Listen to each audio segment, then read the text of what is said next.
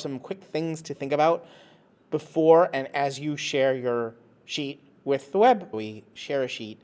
It says name before sharing. It's going to give you the opportunity to name your sheet here.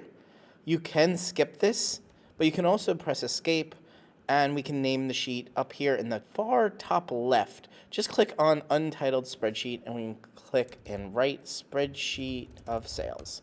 And now we can share. Once you share, you have to pick between 3 options. If you have a Google Workspace account, you can share with only people on that Workspace account, or you can share with anyone with the link. Now, anyone with the link doesn't mean that people can find this.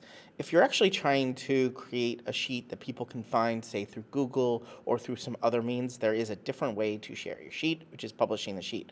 Click Done and go up to File, Share, Publish to Web. This allows people to find your spreadsheet through Google Index or some other public way. You can click Publish to the web. We can say here the entire document is a web page and publish. There are some other options here. We can restrict this access to our domain if we want. And we can also not automatically republish when changes are made if we uncheck this. It's automatically going to do that. It's by default auto going to republish when changes are made. We can hit publish. Are you sure you want to publish this selection? It's asking you this because this is going to become a public, searchable, indexable web page. And we have a link now that we can copy and share. Now, publish to the web, I don't necessarily recommend it all that much.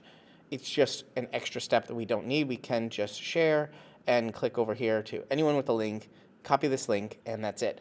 One thing to think about, or one more thing to think about, is do people have view access, comment access, or editor access? Now, why we think about this is because if somebody has editor access, they can literally delete or change anything in the sheet. There are some ways to protect your sheet. There's other videos here on YouTube and on Better Sheets channel about protecting certain sheets, but I'd say the very first time you ever do this and why you think about this now is just select viewer, just allow viewers, and then change that as you need it. You can also select very specific people by their email address or their Workspace account name. Here you can add them.